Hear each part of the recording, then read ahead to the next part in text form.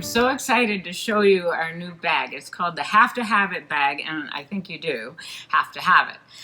It's made with a grid that we already use. It's our 1.5 inch grid, and basically, if you're familiar with our Mondo bag, it's the same technique. You're going to just fuse squares to the interfacing, and then you're going to stitch one way and clip, and then stitch the other way.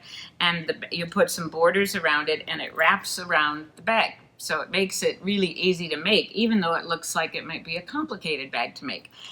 This is the pattern, and also it has an optional zipper. So some of the bags I've made with a zipper, and some I have made without. But what's really nice about the zippers, you can just lay it inside if you want to use it sometimes or not other times. It also has some cool pockets inside. It's also the bag that Benny has decided he would take a nap in. So it's very comfortable if you climb inside it. Here's one example of it, and here's another one. This one, there's leather on the side that Teresa, who sews for us, put in. So that's nice. You can also do some decorative stitching. And I think that you do have to have it, and you will love to have it. What we're going to do is place between these lines the squares. And notice on the edge there's the writing. You don't want to have a light colored square over that, or rather, if you do and the print shows through, you might want to choose to have a darker square there. So just position those like that. And then take an applique pressing sheet. We have one that's nice and long. It's nice for this project. And it's just called the Quilt Smart pressing sheet. It is also you're able to cut it, so you could cut it for smaller projects. And you're going to fuse the squares. Now the pressing sheet does a couple things. It also holds the squares down, as well as keeps your iron protected from the fusible, so that won't get on your iron.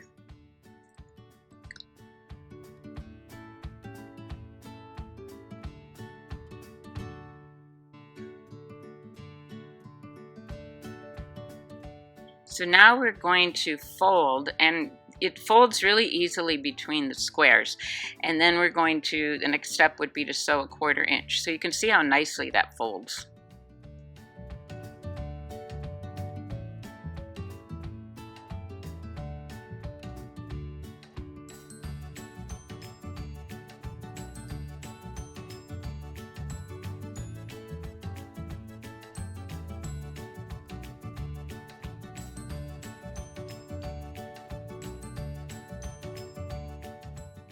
This is an important step if you want nice flat seams, and you just clip to the seam. A lot of people are a little scared of this, but you're really not clipping your fabric. You're just clipping the interfacing so that one seam will go one way and one the next in the next step.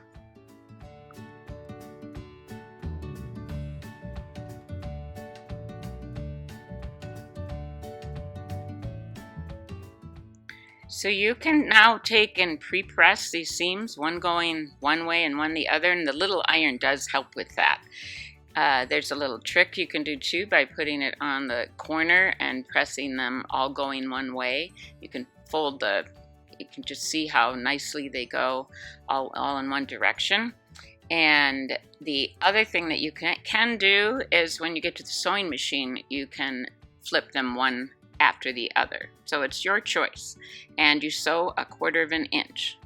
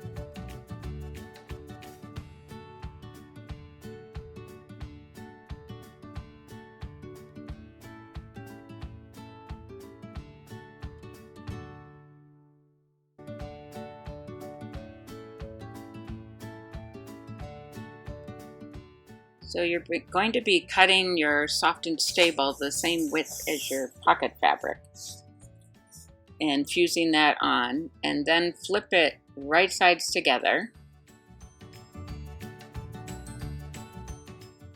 and stitch along the bottom sides, turning it right side out so you have like a tube. And then finger press that flat and iron it. I like to iron that seam nice and flat. That's going to be at the bottom of the pocket. And then top stitch along the top of the pocket.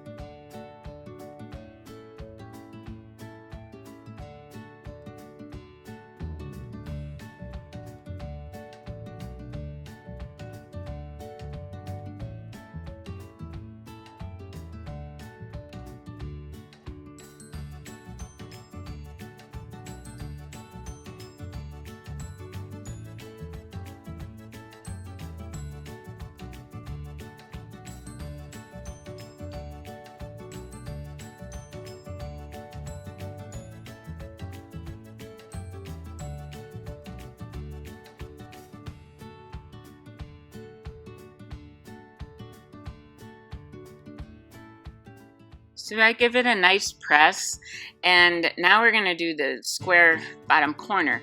And all you have to do is line it up just like I show you here, and you're going to push it down and line the seams up, and that forms a triangle. And we're going to be stitching right across there from square to square.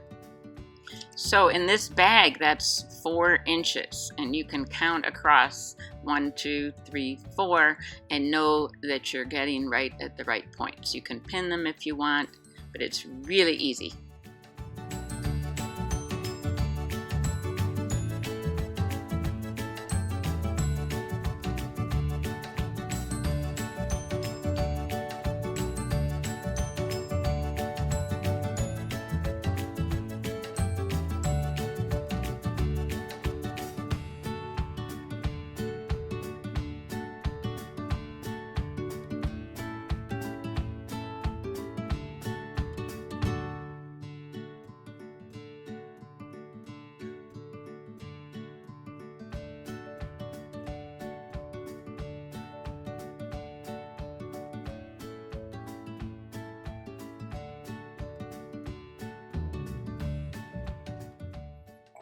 So now we're going to be sewing the stabilizer to the lining, and you want some mini clips around that maybe to make sure that you get that stitch just right.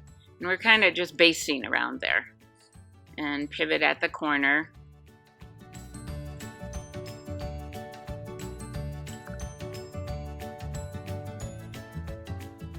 So for this step, there's a little trick. One is use your pieces and stitch them together. You can zigzag them together. And another is to put a mini clip where your opening is going to be. That'll remind you to backstitch and go around that.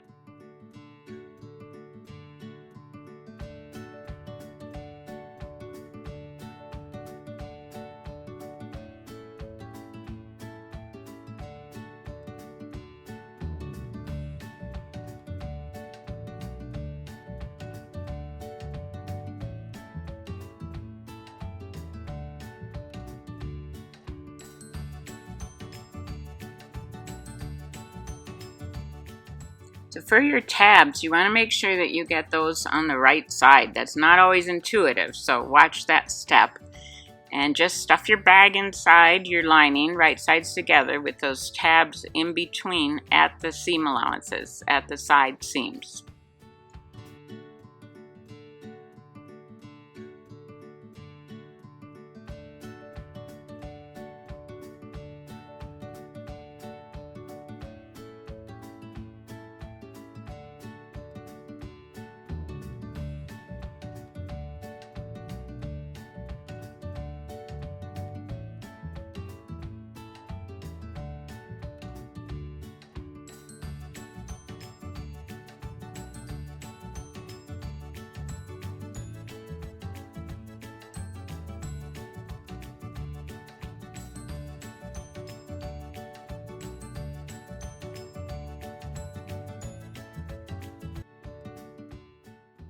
So now I'm just stitching the opening closed, and I used some mini clips. I just turned it in. You could also do this by hand if you wanted to. I'm kind of a machine sewer, so I do it by machine, but either way would work.